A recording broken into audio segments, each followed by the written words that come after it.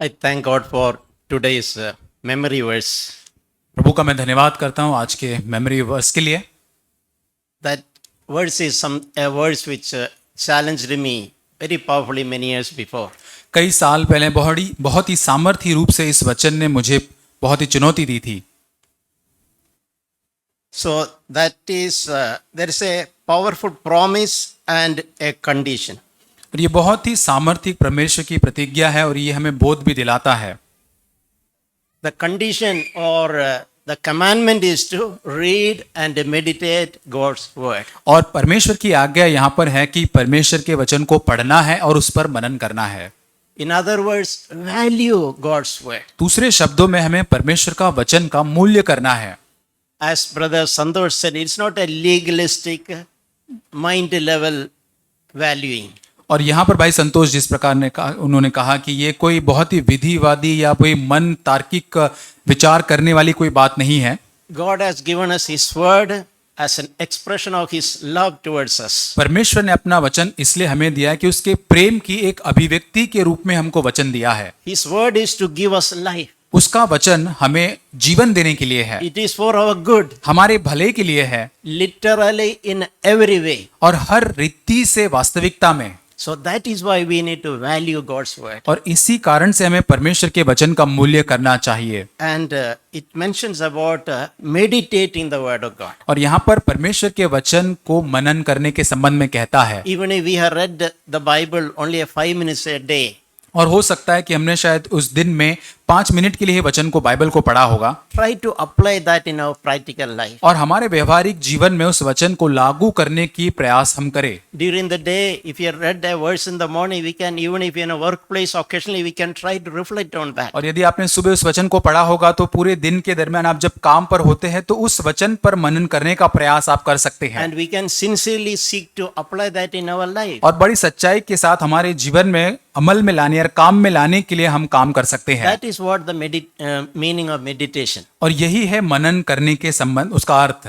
We would have read maybe 5-10 minutes, और हमने 5 या 10 मिनट के लिए ही वचन को पढ़ा होगा, but as opportunity comes in practical lives, we apply that, we reflect on that in our lives. लेकिन व्यवहारिक जीवन के अंदर जब कभी अवसर मिलता है परिस्थिति में, परमेश्वर के उस वचन को जो हमने पढ़ा था उसको हम काम में लाते हैं, अमल में करते हैं। So when we value and meditate with a sincere desire, और जब हम उस वचन का मूल्य करते हैं और बहुत ही सच्ची इच्छा के साथ उसको हम इच्छा रखते हैं, God's promise for you and me is that you may have success wherever you go. और परमेश्वर की प्रतिज्ञा तब हमारे लिए ये हो जाती है कि जहां कहीं आप जाओगे आप सफल होंगे। This word has tremendously challenged me and encouraged me. और इस वचन ने बहुत ही अद्भुत रीति से सामर्थ्य रूप से मुझे प्रोत्साहित किया और चुनौती दी है। I remember a time, still many years, in a very personal way the Lord spoke to me. और बहुत साल पहले बहुत ही व्यक्तिगत रूप से मुझे याद आता है कि परमेश्वर ने इस वचन से मुझसे बात की थी। The way of success is learning to value God's word and try to live in that way. और सफलता का मार्ग यह है कि हम परमेश्वर के वचन का मूल्य करना जाने और उसके अनुसार जीवन जीने के लिए प्रयास करें। And when success it applies in every walk of our life. और जब वो सफलता हमारे जीवन के हर क्षेत्र के अंदर आएगी, Because when we honor God, God will honor us. और जब हम परमेश्वर का आदर करते हैं तब परमेश्वर हमारा आदर करता है। Not only in our spiritual life, but in our daily practical earthly life, God's word will help us. और न केवल आत्मिक बातों के अंदर लेकिन व्यवहारिक प्रतिदिन की हर एक चीजों के अंदर परमेश्वर का वचन हमें सहायता करता है। That is the meaning of when it says you may have success wherever you go. और इसलिए वहां वचन में कहते हैं कि जहां कहीं तू जाएगा वहां तू सफल होगा। And this is a promise which is repeated. That is all doubly powerful. और इसी प्रतिज्ञा को और दोबारा लिखा गया, मतलब ये 2 बार और सामर्थ्य रूप से बहुत ही सामर्थ्य ये वचन है। Verse 7 and 8, Joshua chapter 1 verse 7 and 8 also same thing is repeated. और यहोशू के 1 अध्याय के अंदर 7 और 8 में एक ही वचन को 2 बार दोहराया गया है। I mean, the God wanted us to to register that in our hearts. परमेश्वर जैसे कि हमारे मनों में इस वचन के द्वारा एक छाप को करना चाहता है, Not just casually read in passing. और केवल ऐसे ही पढ़ते हुए साधारण रूप से पढ़कर आगे बढ़ जाना, वैसा नहीं। God wants to re-emphasize the importance of reading and meditating God's word. लेकिन परमेश्वर और अधिक जोर देता है इस बात के ऊपर, परमेश्वर के वचन को पढ़ना और उसके ऊपर मनन करने के संबंध में। So in verse 18 it is written, you will make your way prosperous और वहां पे 8 वचन में लिखा है कि परमेश्वर तुम्हारे मार्गों को सफल करेगा and you will have success. और तुम्हारे पास वो सफलता होगी। So this is the way the Lord spoke to me at that time. और उस समय परमेश्वर ने इस रीति से मुझसे बात की। If you go to some secular bookshop, you will see many books way for success. और आप यदि बहुत ही कोई बुक स्टोर में चले जाए तो वहां पर सफलता के ऊपर बहुत सारी किताबें आपको मिल जाएंगी। But in true meaning of success comes to our life when we value God's word and apply that in our lives. लेकिन सच्चे अर्थ में सफलता हमारे जीवन में तब आती है जब हम परमेश्वर के वचन को मूल्य करना जानते हैं और उसको हमारे जीवन में काम में लाते हैं। So dear brothers and sisters, let us not despise the word of God. और इसलिए प्रिय भाई और बहनों, आइए वचन को हम तुच्छ न जाने। We may not directly despise, but are you really valuing God's word? और हो सकता है सीधी रीति से आप वचन का वो तुच्छ नहीं जानते होंगे, लेकिन क्या आप परमेश्वर के वचन को नजरअंदाज करते हैं? 2-3 weeks before, I posted a small note in our WhatsApp group.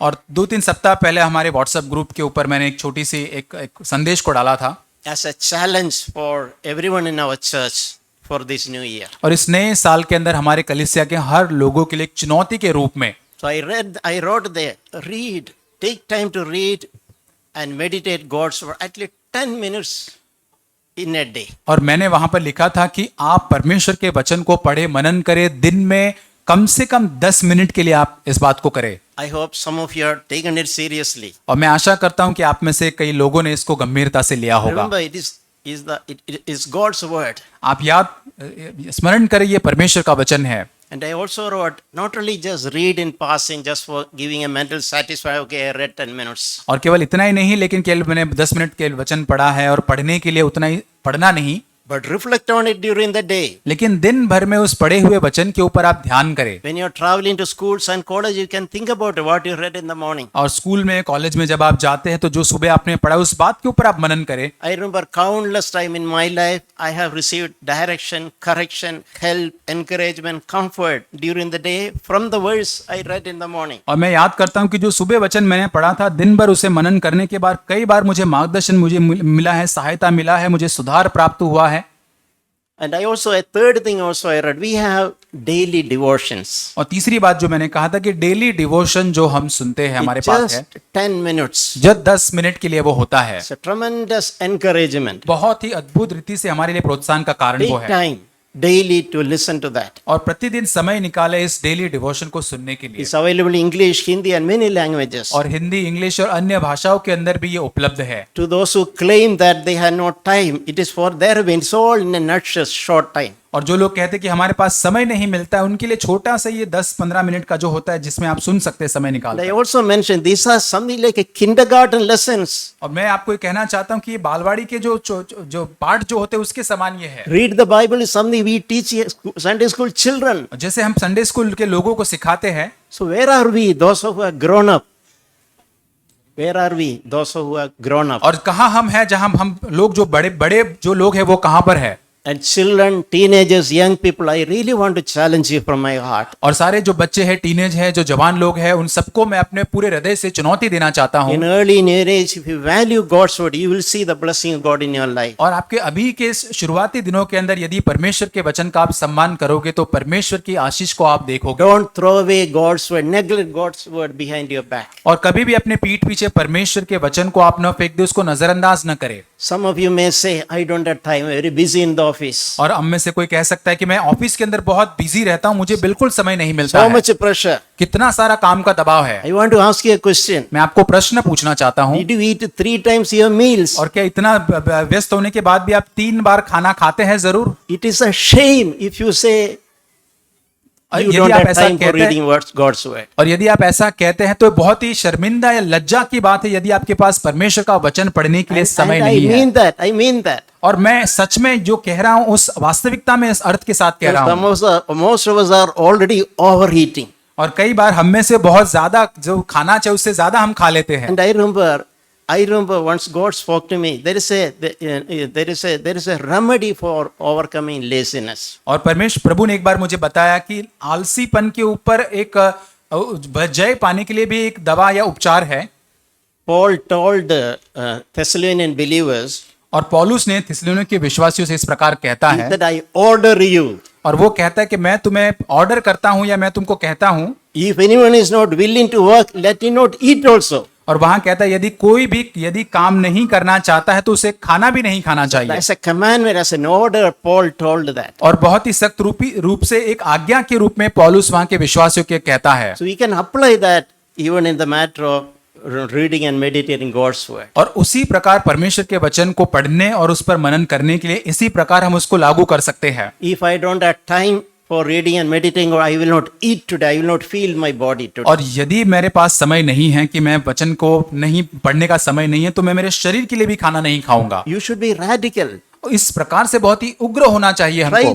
Try that apply in your life. और इसी प्रकार अपने जीवन के अंदर उसको लागू करके If देखें। you miss a meal, you will not die. और यदि एक खाना एक समय का आप छोड़ देंगे तो आप नहीं मरेंगे। But in the same way, value God's word. उसी प्रकार से आप परमेश्वर के वचन का भी मूल्य करें। Word of God is the food for our soul, और परमेश्वर का वचन हमारे प्राण के लिए एक भोजन है for our spiritual growth. और हमारी आत्मिक उन्नति के लिए।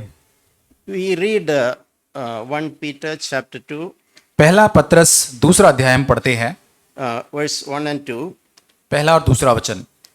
Putting aside all malice and deceit and hypocrisy and envy and slander, like newborn babes, long for the pure milk of the word, so that by it you may grow in respect of salvation. इसलिए सब प्रकार का बैर भाव, छल कपट, डा और बदनामी को दूर करके नए जन्मे हुए बच्चों के समान निर्मल आत्मिक दूध की लालसा करो ताकि उसके द्वारा उद्धार पाने के लिए बढ़ते जाओ। So we can grow spiritually only through the word of God. हम परमेश्वर की आत्मिक उन्नति केवल तभी हो सकती है परमेश्वर के वचन के द्वारा ही हो सकती You know, है। God has given us blessed us with so many young children, and we know they ask for milk. और हम देखते हैं कि छोटे बच्चे जो हमारे बीच में जो है वो दूध को मांगते हैं। So that is why long for the pure milk of the word. और इसलिए उस निर्मल आत्मिक दूध की हम लालसा करें। So let there be a longing and a thirst and a hunger for God's word. और होने दे कि हमारे जीवन के अंदर परमेश्वर के वचन के लिए एक भूख, एक लालसा, एक प्यास होने पाए। This year, the burden of my heart is, और इस साल मेरे हृदय का बोझ यही है, as a church, we should grow in the Lord. और कलीसिया के रूप में हमें प्रभु में बढ़ना है। Our quality of life, Christian life, should increase. और हमारे मसीह जीवन की जो गुणवत्ता जो है वो बढ़नी अच्छी होनी चाहिए। That all depends on our individual lives. और ये सब कुछ हमारे व्यक्तिगत जीवन पर निर्भर करता है। Individually, we are not having a personal walk with the Lord. It will reflect in the church. और व्यक्तिगत रूप से यदि परमेश्वर के साथ हम नहीं चल रहे हैं तो हमारे कलीसिया में भी वो दिखेगा। So church growth and development and quality depend on you and me, individuals. और कलीसिया की उन्नति, कलीसिया की तो गुणवत्ता है, वो सब कुछ व्यक्तिगत रूप से आप और मैं हम पर निर्भर करता है। And we always remember that Sunday is not the most important day for us. और हमेशा हम यही कहते हैं कि रविवार का दिन हमारे लिए सबसे महत्वपूर्ण दिन नहीं है। Our weekdays when we are alone, लेकिन सप्ताह के बाकी दिन जब हम अकेले होते हैं, that is the foundation for our life. और वही हमारे जीवन की नींव है। So basic things we have to work and discipline in those areas. ये नींव की जो बातें हैं हमारे जीवन में काम करके उसको अनुशासित हमको करना है। So I feel like say whole day, whole week we just lived in our own world. We had no time for God's word. We had no time for prayer. Why are we coming to church on Sunday? और यदि हम पूरे दिन भर हमको प्रभु के लिए समय नहीं है, पूरे सप्ताह में परमेश्वर के लिए हमको समय नहीं है, वचन पढ़ने का समय नहीं है, तो मैं कहना चाहता हूं कि हम रविवार को फिर यहाँ पर किस लिए आते हैं? Maybe it's better for us to sit at home and repent before God. I am ashamed. I live such a life all these days. और बेहतर हमारे लिए होगा कि हम घर पर बैठे परमेश्वर के सामने मन फिराकर कहे, प्रभु मैं शर्मिंदा हूं कि मैंने इस प्रकार का जीवन जिया है। No, I'm this telling this to not to condemn but to challenge you. मैं आपको दंडित करने के लिए ये बात नहीं कहना चाहता, लेकिन आपको चुनौती देने के लिए इस बात को कहना You चाहता all हूं। need to wake up. हमको जागने की जरूरत है। Don't miss what God has in store for us. हम परमेश्वर जो हमको देना चाहता है उससे कहीं चूक न जाए।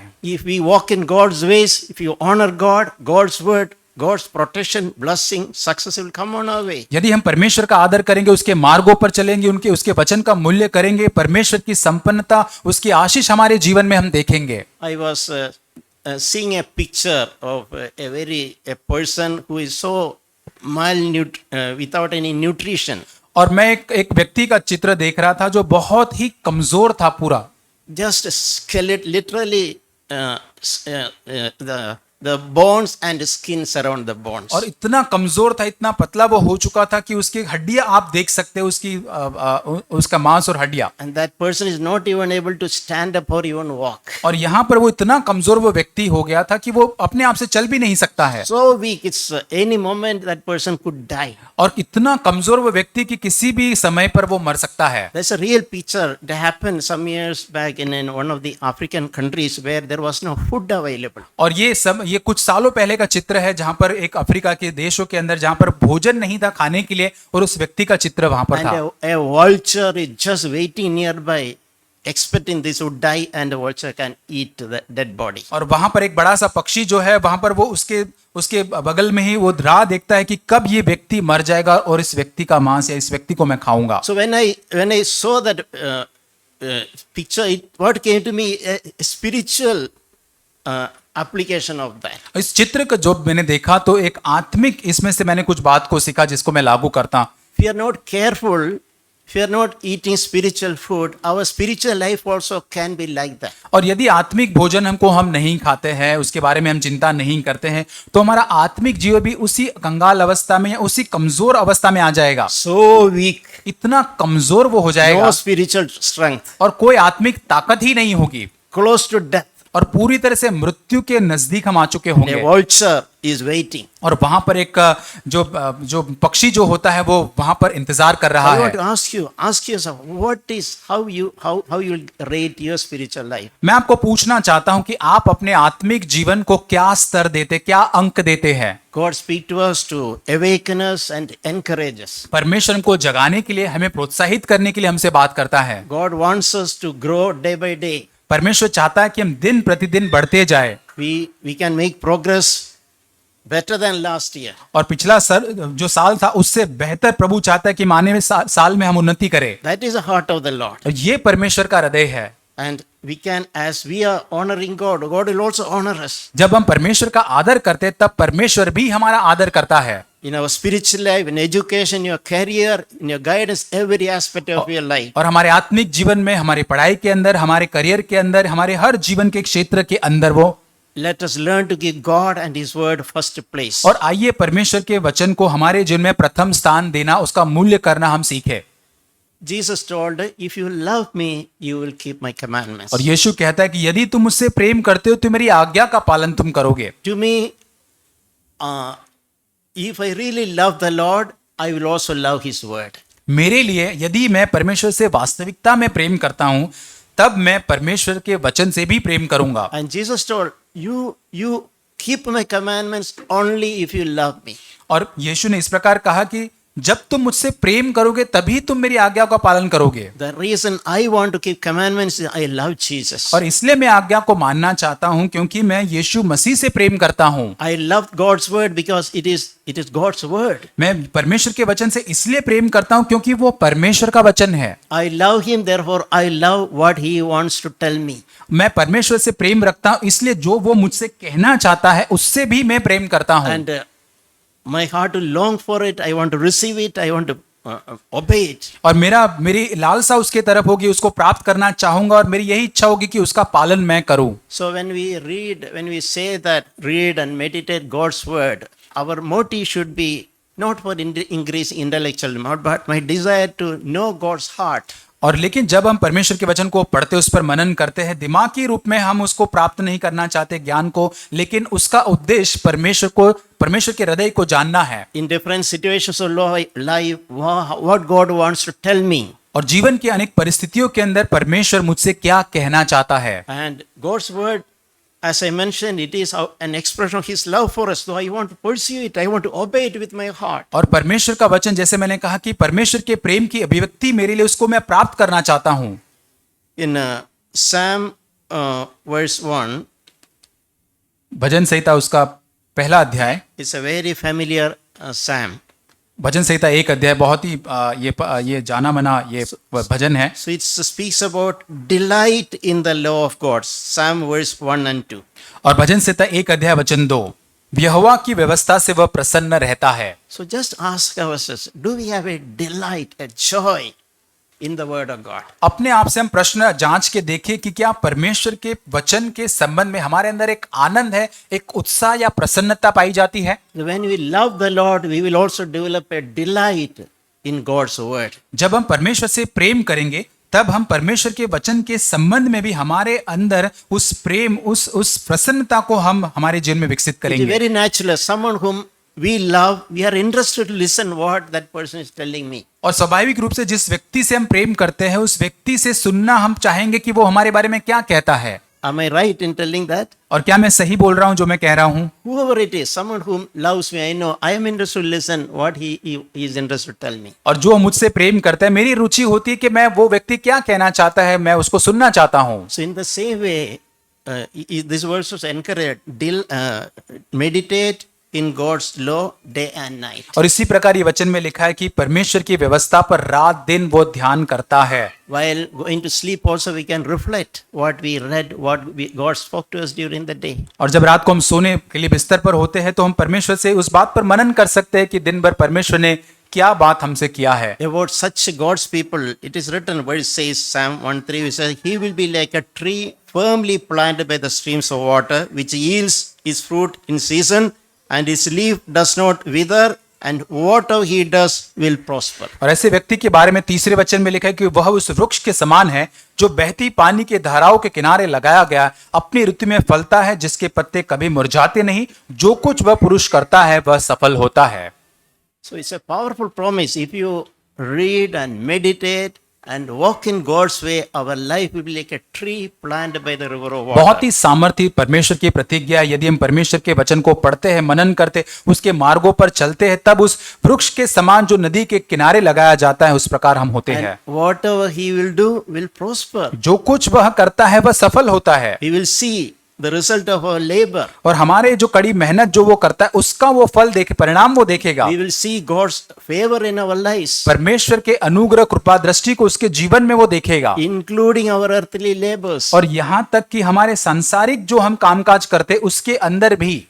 I remember when I was early in my Christian life, the Lord encouraged me to develop discipline in my life. मुझे याद आता है शुरुआती मेरे मसीह जीवन के अंदर परमेश्वर ने मुझे चुनौती दी थी कि मेरे जीवन के अंदर एक डिसिप्लिन या अनुशासन को मेरे जीवन के अंदर मैं लाऊं। So even when during most busiest day also, I know the day is going to be busy. The best thing is get up early and find some time. और मुझे पता था कि पूरा दिन बहुत ही व्यस्त जाने वाला है कामकाज के अंदर, लेकिन सुबह उठकर मैं उस समय को थोड़ा सा निकाल सकता हूं। So I used to, in my mind, I used to think like, I have an appointment with God, and I have an appointment with Jesus in the morning. और मैं रात को सोने से पहले इस प्रकार मेरे मन में इस प्रकार मैं कहता था कि सुबह मुझे कल उठना है और मेरी अपॉइंटमेंट है परमेश्वर के साथ मिलने के लिए। So I would try to sleep early.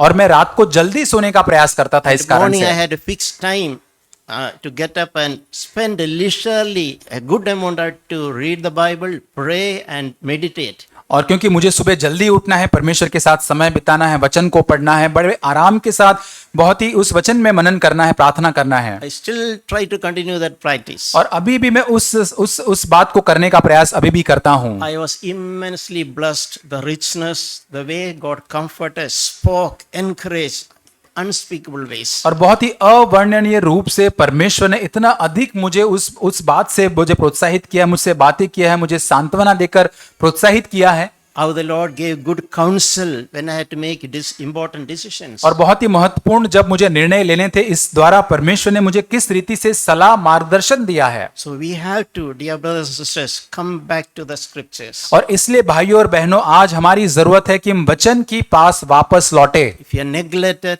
God's word, repent about it, come back. और हमने परमेश्वर के वचन को पूरी तरह से इनकार किया होगा, लेकिन हम मन फिराकर उस वचन के पास वापस लौट आए, Take it seriously. उसको गंभीरता से ले।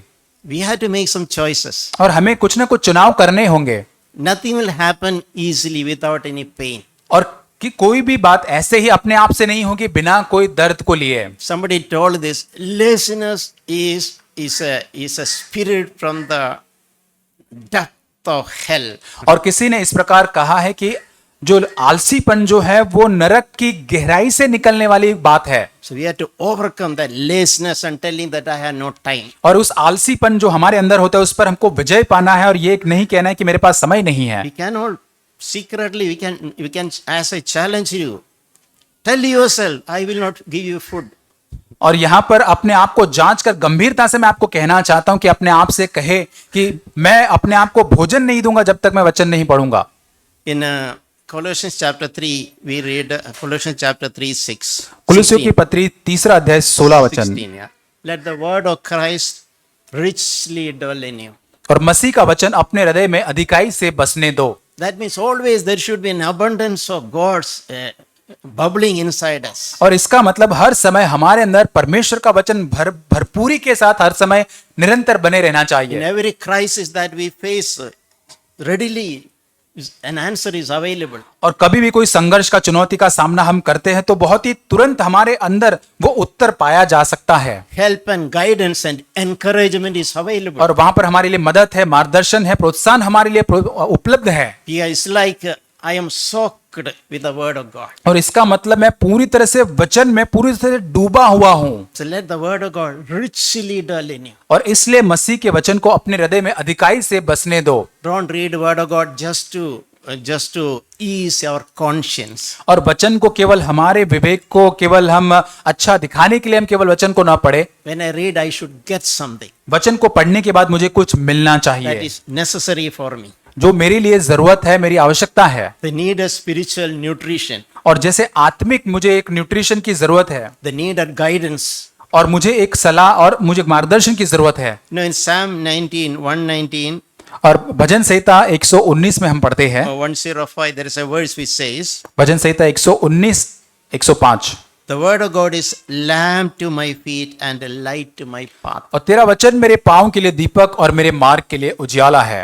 Some of us in dark places, we use a torch light. और कई बार जहां पर बहुत ही अंधेरा होता है वहां पर हम टॉर्च लाइट का इस्तेमाल करते हैं। Think about when it's pitch dark, और आप सोच के देखिए बहुत ही ज्यादा अंधकार है, बहुत ही अंधेरा है, but we have to walk, लेकिन वहां पर हमको चलना है, but we have a torch in our hand. लेकिन हमारे पास एक टॉर्च हमारे हाथ में है। What confidence it will give. और कितना ज्यादा कॉन्फिडेंस हियाव हमको उससे मिलेगा। That is how the word of God is. और वही परमेश्वर का वचन हमारे लिए We है, all need the light. और वो उस ज्योति की हम सभी को जरूरत है।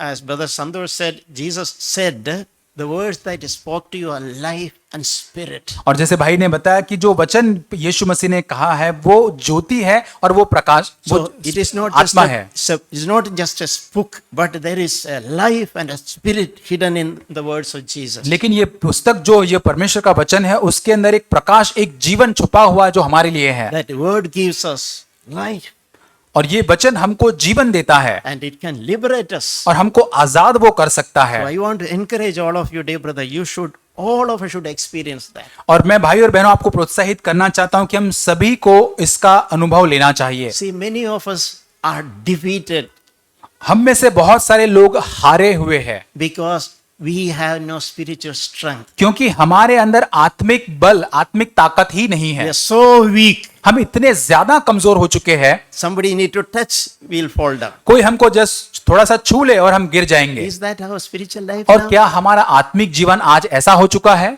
As we read in 1 Peter chapter 2, God wants us to be strong. और जिसे पहला पत्रस 2 अध्याय में हमने पढ़ा कि परमेश्वर चाहता है कि हम बलवान बने।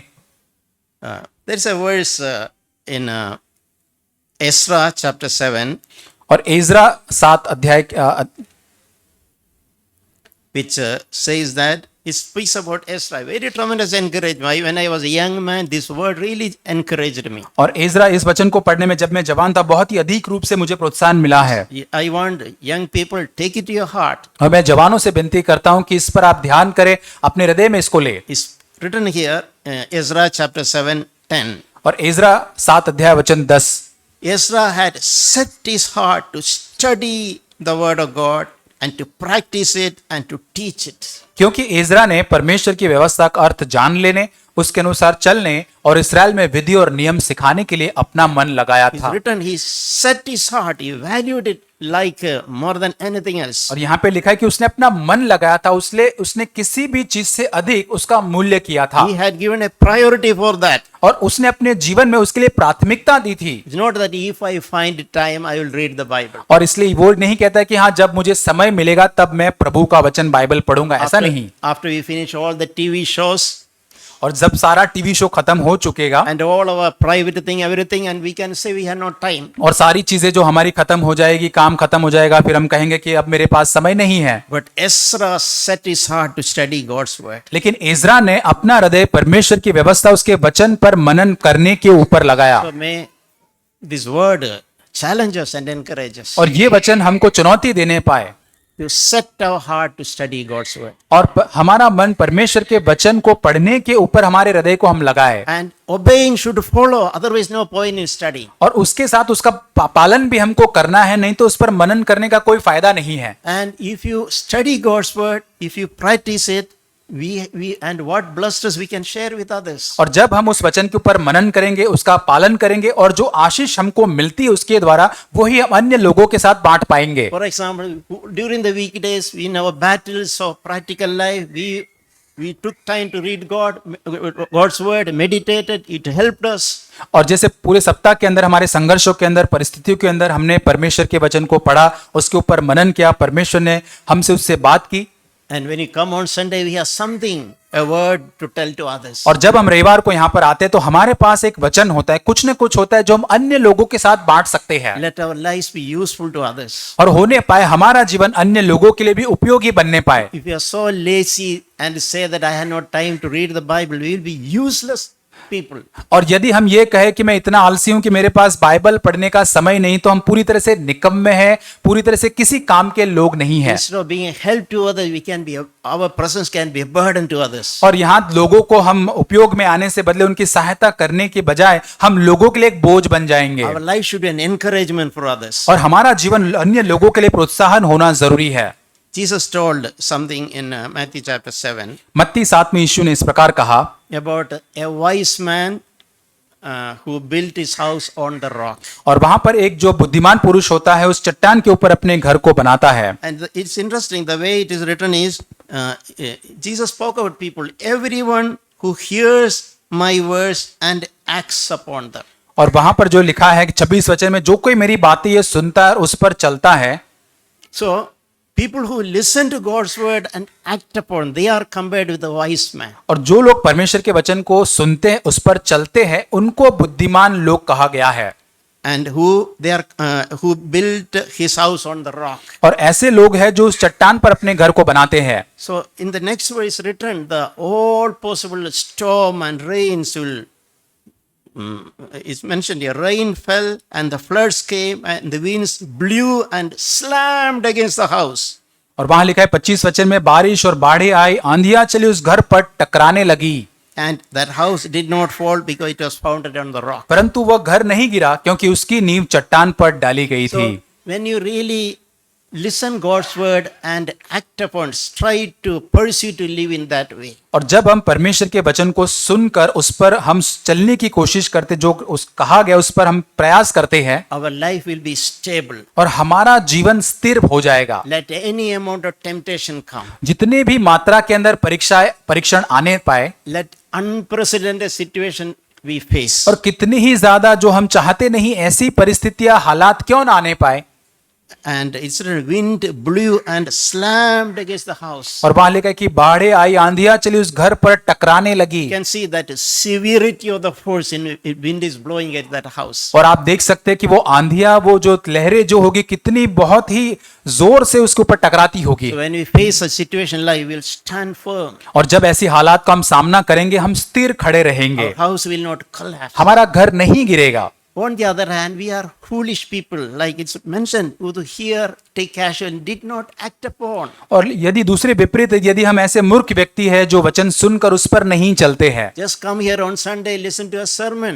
और जब रविवार को केवल यहाँ पर आते हैं, केवल एक संदेश को केवल सुनने आते हैं, उतना ही सुनना ही है। It's like someone who is not eating regular food but trying to live on capsules. और ऐसा व्यक्ति जो अपना जो प्रतिदिन का भोजन तो नहीं खाता है, लेकिन वो जो कैप्सूल जो होती है वही खाते रहता We है। will be weak. We will be like that foolish person who built his house on the sand. और ऐसा व्यक्ति बहुत ही कमजोर हो जाएगा, उस मूर्ख व्यक्ति के समान वो बन जाएगा जो अपने घर को उस बालू के ऊपर, रेती के ऊपर बनाता है।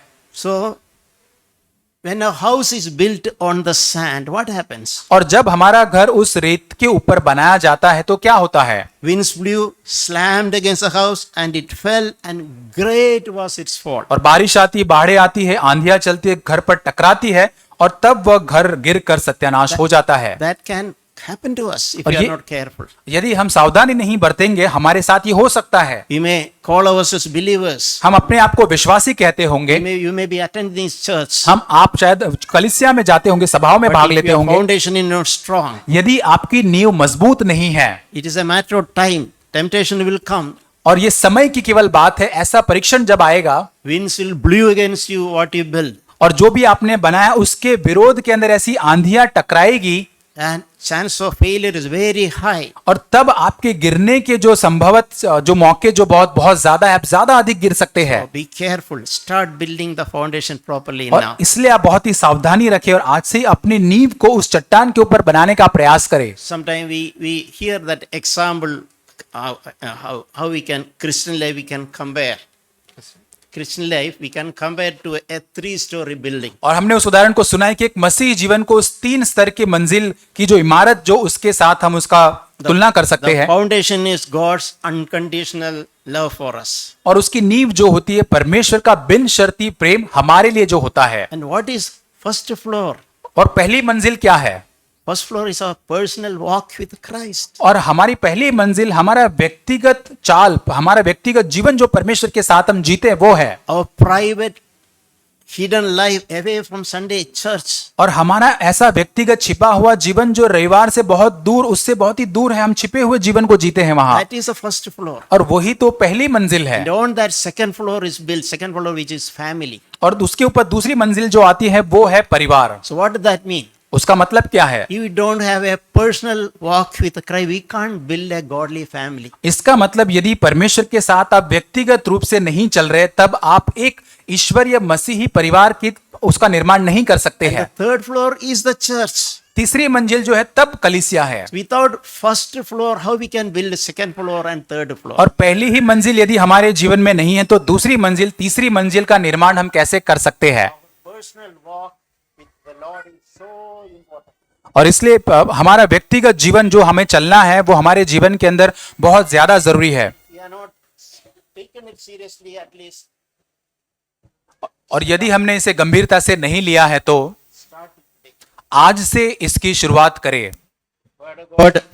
Word of God, God speaks to us to encourage us for our own benefit. परमेश्वर का वचन हमारे स्वयं के फायदे के लिए हमें प्रोत्साहित करता है, So that our life will be stable ताकि हमारा जीवन जो है बहुत ही स्थिर हो जाए, and our life will be fruitful. हमारा जीवन बहुत ही फलदायी बन जाए। And if you give attention to our personal life, और यदि हमारे व्यक्तिगत जीवन पर हम ध्यान देने लगेंगे, what we built above that, our family and church also will be stronger. और तब उसके ऊपर जो हमारा परिवार और परिवार के ऊपर कलीसिया जो हम बनाएंगे वो और भी मजबूत बनते जाएगा।